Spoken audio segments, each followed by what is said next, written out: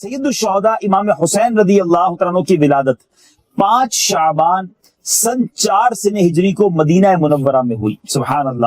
حضور پرنور صلی اللہ تعالیٰ علیہ وسلم نے آپ کا نام حسین اور شبیر رکھا اور آپ کی کنیت ابو عبداللہ اور لقب سبط رسول اللہ اور ریحانۃ الرسول ہے، اور آپ کے برادر معظم کی طرح آپ کو بھی جنتی نوجوانوں کا سردار اور اپنا فرزند فرمایا. حضور اقدس صلی اللہ تعالی علیہ وسلم کو آپ سے بڑی محبت تھی. حدیث پاک میں ارشاد ہوا، جس نے ان دونوں یعنی امام حسن اور حسین سے محبت کی اس نے مجھ سے محبت کی، اور جس نے ان سے عداوت کی اس نے مجھ سے عداوت کی. جبھی تو ہم الحمدللہ اہل بیت سے دل و جان سے پیار کرتے ہیں، حسنین کریمین سے بہت زیادہ محبت کرتے ہیں. راکب دوش مصطفیٰ یہ آپ کا لقب ہے، اور یہ کیوں کہا جاتا ہے راکب دوش مصطفیٰ؟ کا مطلب ہے دوش کہتے ہیں کاندھوں کو. نبی پاک علیہ الصلوۃ والسلام کے مبارک کاندھوں پر سواری کرنے والی جو ذات ہے وہ امام حسین رضی اللہ عنہ کی ذات ہے. جگر گوشائے مرتضیٰ، دل بند فاطمہ، سلطان کربلا، سید الشہداء، امام عالی مقام، امام عرش مقام، امام حمام، امام تشنا کام، حضرت سیدنا امام حسین رضی اللہ تعالی عنہ مجمعین سراپا کرامت تھے، حتیٰ کہ آپ کی ولادت باسعادت بھی با کرامت ہے. حضرت سیدی عارف باللہ نور الدین عبد الرحمن جامی قدس سرہ السامی فرماتے ہیں، سیدنا امام حسین کی ولادت باسعادت 4 شعبان المعظم سن 4 سن ہجری کو مدینہ منورہ زادہ اللہ شرفا و تعظیما میں منگل کے دن ہوئی، اور منقول ہے کہ امام پاک کی مدت حمل 6 ماہ ہے. حضرت سیدنا یحییٰ علی نبینا علیہ الصلوۃ والسلام اور امام علی مقام امام حسین کے علاوہ کوئی ایسا بچہ زندہ نہ رہا جس کی مدت حمل 6 ماہ ہوئی ہو. سبحان اللہ. یہ بھی آپ کی ایک کرامت ہے کہ 6 ماہ میں مدت حمل ہے مگر آپ حیات بھی رہے اور اتنا بڑا کارنامہ بھی سر انجام دیا. آپ کے چہرہ انور سے نور کیسا نکلتا تھا. سبحان اللہ.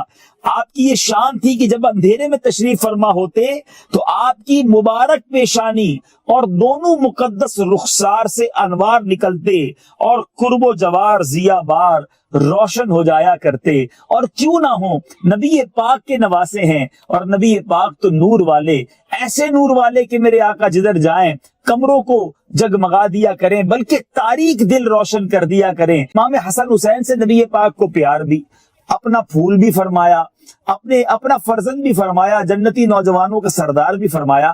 آقا علیہ الصلوۃ والسلام نے ان کو جو خاص نسبت حاصل تھی کہ امام حسن رضی اللہ تعالیٰ عنہ نبی پاک کے سے مشابہ تھے چہرہ انور اور سینے تک، اور سینے سے لے کر پیروں تک امام حسین رضی اللہ تعالیٰ عنہ پیارے آقا سے مشابہ تھے. نبی پاک کی گویا تصویر بن جاتی تھی جب ان دونوں کو کوئی دیکھتا تھا. بلکہ صحابہ کرام کا یہ معمول رہا کہ نبی پاک جب دنیا سے پردہ فرما گئے تو کسی صحابی کو اگر نبی پاک کا دیدار کرنا ہوتا تو حسنین کریمین کو ایک ساتھ بٹھا کر دیکھتے تو پیارے آقا کی گویا شبیہ بن جایا کرتی.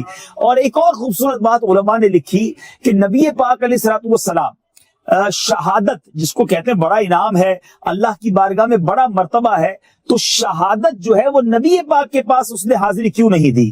تو علماء فرماتے ہیں کہ امام حسن اور امام حسین کی شہادت دراصل نبی پاک علیہ الصلوۃ والسلام کی شہادت تھی، اور ان کو یہ شہادت کو یہ شرف حاصل کرنا تھا کہ نبی پاک کے قدموں میں حاضری دے، اس لیے دونوں شہزادوں کو شہادت ملی. مگر امام حسین مدینہ پاک سے مکہ مکرمہ کے لیے جب روانہ ہوئے تو راستے میں حضرت سیدنا ابن مطیع علیہ رحمت اللہ بدی سے ملاقات ہوئی. انہوں نے عرض کی میرے کنویں میں پانی بہت ہی کم ہے، برائے کرم دعائے برکت سے نواز دیں. آپ رضی اللہ تعالیٰ عنہ نے اس کنویں کا پانی طلب فرمایا. جب پانی کا ڈول حاضر کیا گیا آپ نے منہ لگا کر اس میں سے پانی نوش کیا، کلی فرمائی، پھر ڈول کو واپس کنویں میں ڈال دیا تو کنویں کا پانی بھی کافی بڑھ گیا اور پہلے سے زیادہ میٹھا اور لذیذ بھی ہو گیا. کیا بات ہے نواسہ رسول کی، کیا بات ہے ان کی کرامتوں کی. بہرحال میرے میٹھے اسلامی بھائیوں، یہ تربیت اولاد کا بھی شاہکار ہے. کس طرح امام حسین رضی اللہ عنہ کی، امام حسن رضی اللہ عنہ کی تربیت ہوتی ہے. مولا علی، بی بی فاطمہ اور خود نبی پاک علیہ الصلوۃ والسلام کی خاص توجہ ہے. ایک بار حسنین کریمین موجود تھے اور ایک بزرگ کو دیکھا وہ وضو کر رہے ہیں. ہم بھی کبھی کبھی کسی کی کوئی غلطی دیکھتے ہیں تو بعض اوقات غلطی ہوتی ضرور ہے مگر غلطی کو سمجھانے کا انداز اس سے بڑی غلطی ہوتی ہے. مگر یہاں کیا پیارا انداز, انہوں نے دیکھا کہ بزرگ ہیں وضو کر رہے ہیں مگر وضو میں غلطیاں کر رہے ہیں. کوئی اور ہوتا تو کہتا آپ اتنی بڑی عمر ہو گئی وضو کرنا نہیں جانتے, آپ نے وضو کرنا نہیں سیکھا, اتنی دین سے دوری ہے. دل ٹوٹ جاتا. ہو سکتا ہے انسان ضد میں کچھ اور کہہ دے اور ہم یہ غلطیاں کر جاتے ہیں. دیکھیں سمجھانا کیسے چاہیے. حکمت کیا خوبصورت تھی. کہتے ہیں حضور ہم دونوں بھائی وضو کرنا چاہتے ہیں, آپ ذرا چیک کیجئے ہم دونوں میں سے کس کا وضو ٹھیک ہے. بزرگ کھڑے ہو گئے اور حسنین کریمین ان کے سامنے وضو کرنے لگے.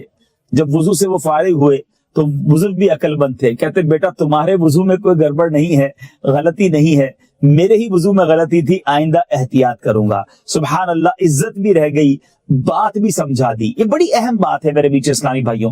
بعض اوقات ہم کسی کو سمجھانا چاہتے ہیں مگر اسے ذلیل بھی کر دیتے ہیں, اس کا دل بھی توڑ دیتے ہیں اور اپنے سے دور بھی کر دیتے ہیں اور بات بھی سمجھ نہیں آتی کیونکہ انداز غلط ہوتا ہے. اللہ مجھے بھی نرمی عطا کرے, آپ کو بھی نرمی عطا فرما. ہمیں جب بھی کسی کو سمجھانا ہے, باپ کو بیٹے کو سمجھانا ہے تو گالی دے کر سمجھانا تو ضروری نہیں نا, ذلیل کر کے سمجھانا تو ضروری نہیں.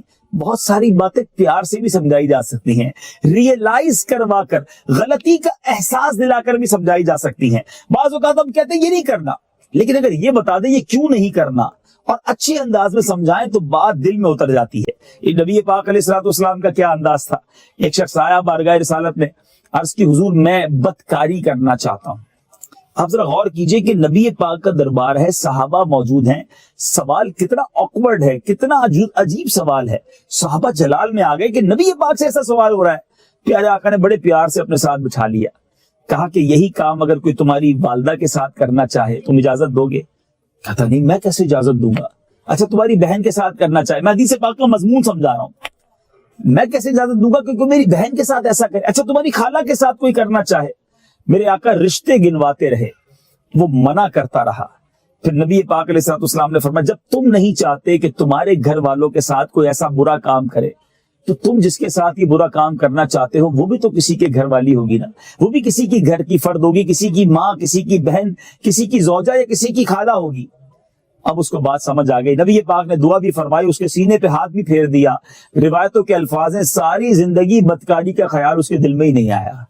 یہ انداز ہے نا سمجھانے کا, ریئلائز کروایا کہ کتنا برا عمل ہے.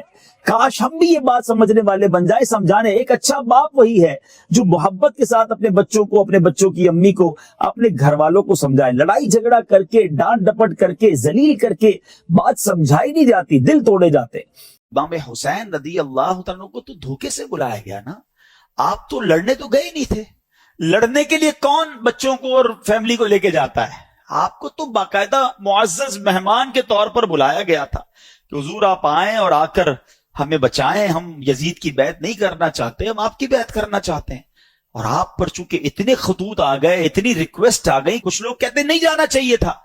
اگر امام حسین نہ جاتے تو وہ کوفے والے قیامت کے دن اللہ کی بارگاہ میں عرض کرتے کہ مولا ہم نے تو امام حسین کو بلایا تھا, وہ نہیں آئے, ہم نے مجبوراً یزید کی بیعت کر لی ان کی ہدایت کے لیے کیونکہ وہ بلا رہے تھے.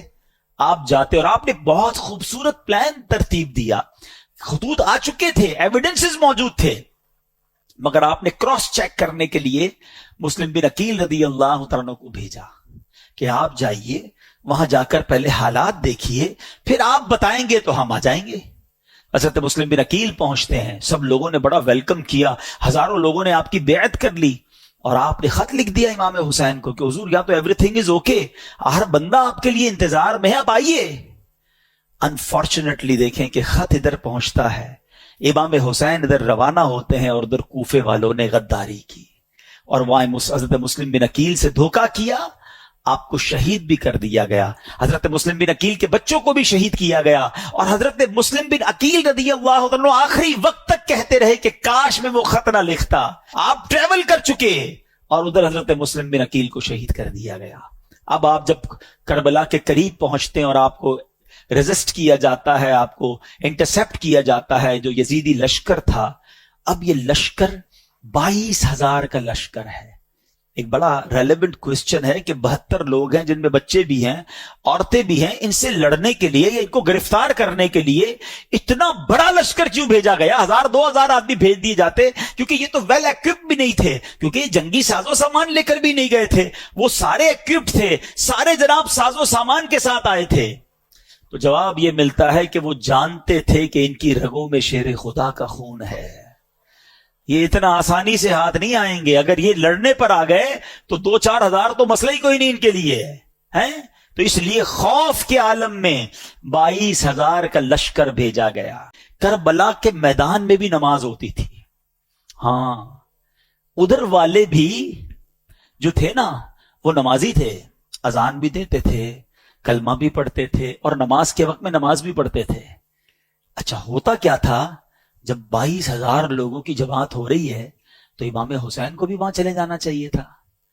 کربلا والے جو تھے خاندان رسول والے کہ آپ بھی سب جا کے بڑی جماعت میں پڑھ لیں، لوگ کہتے ہیں نا بڑی جماعت نہیں چھوڑنی چاہیے، تو کربلا کے میدان نے یہ بھی پیغام دے دیا کہ 22,000 کی جماعت الگ ہوتی تھی اور 72 والوں کی جماعت الگ ہوتی تھی۔ ہاں یہ سمجھ جاؤ کہ امام اگر لاکھوں کا بھی امام ہونا اور دل میں عقیدہ درست نہیں تو امام بھی اس کے پیچھے نماز نہیں پڑھتے تھے۔